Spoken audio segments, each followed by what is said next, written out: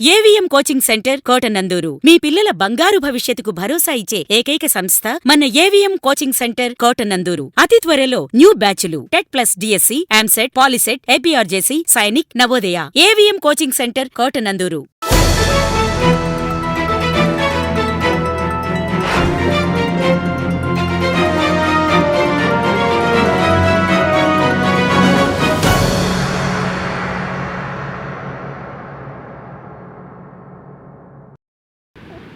కోటనందూరు గ్రామంలో YSRCP party పటిష్టంగానే ఉందని, ఐక్యమత్యంతో ముందుకు కొనసాగుతున్నామని, తెలుగుదేశం పార్టీ నాయకులు రైతు సమస్యల మీద దృష్టి సారించి ఎరువుల కొరత లేకుండా చూడాలని వైఎస్ఆర్సీపీ నాయకులు కోటనందూరు సర్పంచ్ గరిసింగు శివలక్ష్మి దొరబాబు మరియు మండల ఉపాధ్యక్షులు కొరుప్రోలు రమణమ్మ కృష్ణ అన్నారు.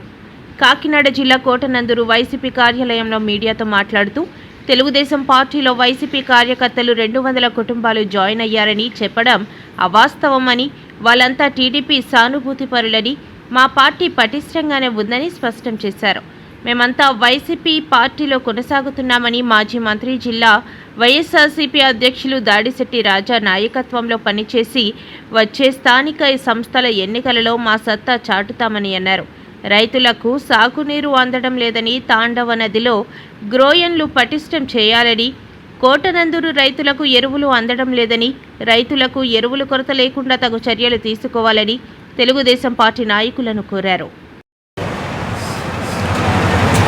నిన్న టీడీపీ నాయకులు కార్యకర్తలు కలిపి కోటనందూరు నుంచి 200 కుటుంబాలను జాయిన్ చేశామని చెప్పి ఒక మీడియాలో తెలపడం జరిగింది. 200 కుటుంబాలు అంటే వాళ్ళు 3 బస్సుల మీద తీసుకెళ్ళి జాయిన్ చేయడమా 200 కుటుంబాలు అంటేనే? మాలో ఉన్న ఒక ఎంపీటీసీనో, ఒక సర్పంచ్నో, లేదంటే ఒక కార్యకర్తనో, ఒక వార్డు మెంబర్నో తీసుకెళ్ళి జాయిన్ చేసి వైసీపీ నుంచి వచ్చారని చెప్పమనండి. అంతేగాని కోటనందూరులో 30 పెన్షన్లు తీస్తారు మొన్న పోయిన నెలలో.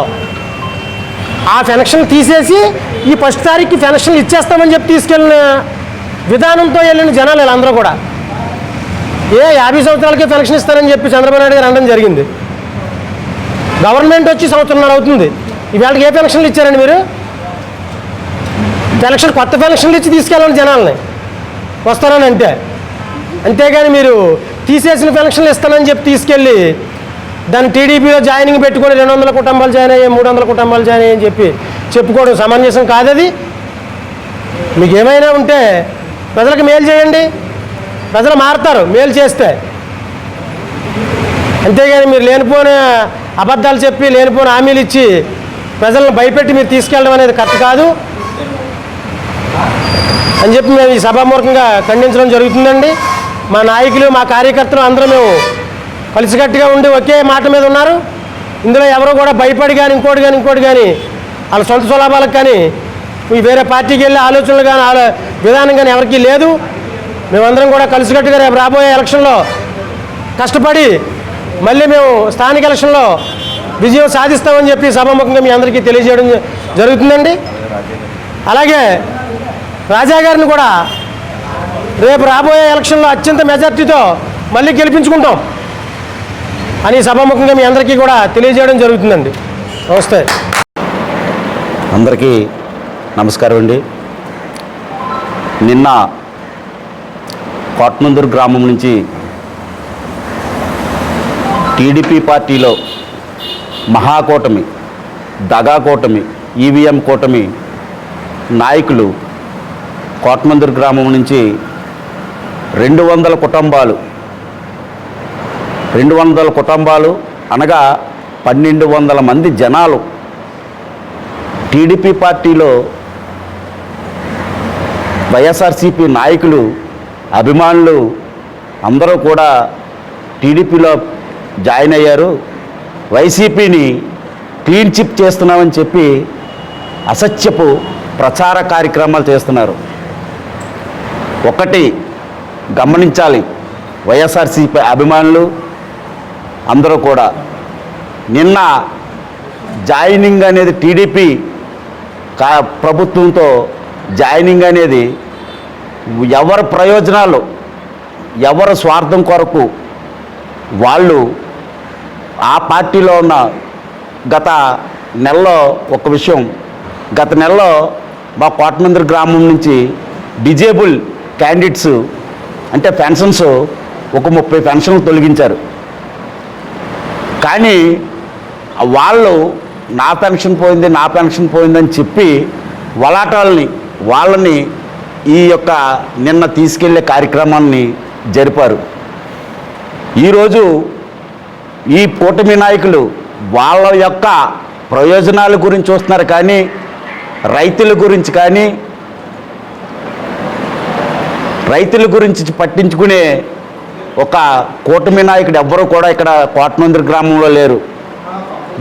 గత ప్రభుత్వంలో చూస్తే మన రైతు భరోసా కేంద్రంలో నిత్యం యూరియా బస్తా మనకు దొరికేది, యూరియా ఉండేది, డిఏపి ఉండేది, ప్రతి ఎరువు కూడా మన రైతు భరోసా కేంద్రంలో ఉండేది.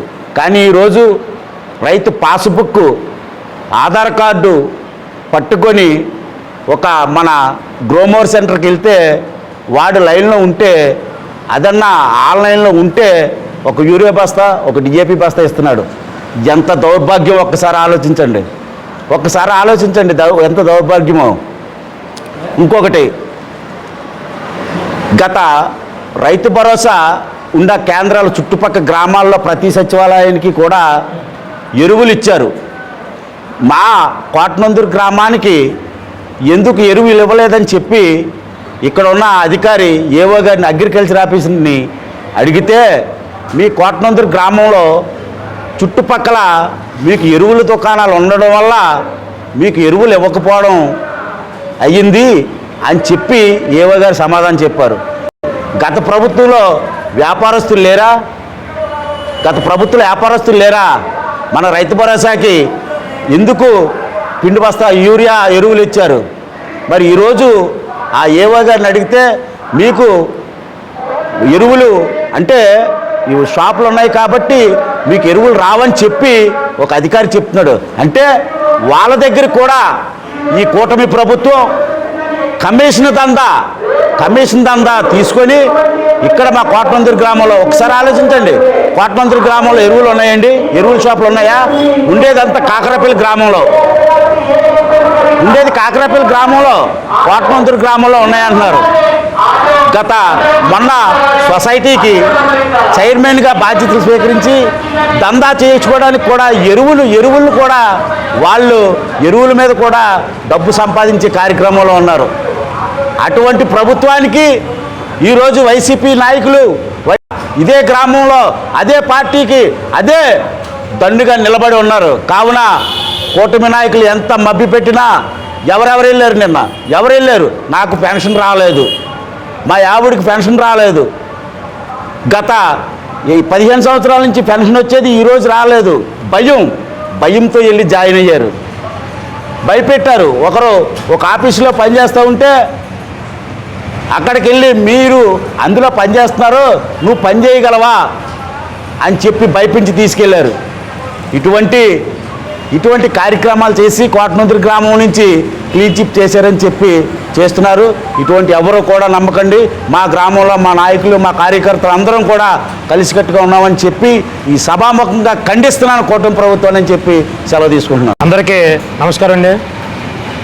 నిన్నటి రోజున మా కోటనందూరు గ్రామం నుండి టీడీపీ నాయకులు ఒక మోసపూరిత హామీలతో భయంకరంగా సృష్టించి సుమారు 200 మందిని వైసీపీ నుంచి జాయినింగ్ అయ్యని చెప్పి తీసుకెళ్ళి పెట్టినవి 5 బస్సులు. 5 బస్సుల నుంచి 200 కుటుంబాలు జాయిన్ అయ్యని చెప్పి ఒక మోసపూరిత అబద్ధంతో ప్రజలని మభ్య పెట్టాలని చూస్తున్నారు. అందరికీ నమస్కారం అండి. నిన్నటి రోజున మా కోటనందూరు గ్రామం నుండి భారీగా చేరికలు జరిగాయని చెప్పి ఎంతో ఓదరగొడుతున్న ఈవీఎం ప్రభుత్వం ఇక్కడ జరిగింది ఏమీ లేదండి. కేవలం వాళ్ళ సానుభూతి పనులు అవతల వర్గంలో ఉన్న వాళ్ళు ఇతర వర్గంలో జాయిన్ చేసుకోవడం తప్ప అంతకు మించి అయితే ఇక్కడ ఏమీ జరగలేదండి. మళ్ళీ రేపు మా పంచాయతీలు కూడా ఘనంగా రేపు గెలిపించుకోగలుగుతాం మళ్ళీ మా వైఎస్ఆర్సీపీ తరపు నుంచి, అంతే తప్ప ఇక్కడ ఎటువంటి పెద్దగా చేరికలు అయితే ఏమీ లేవండి.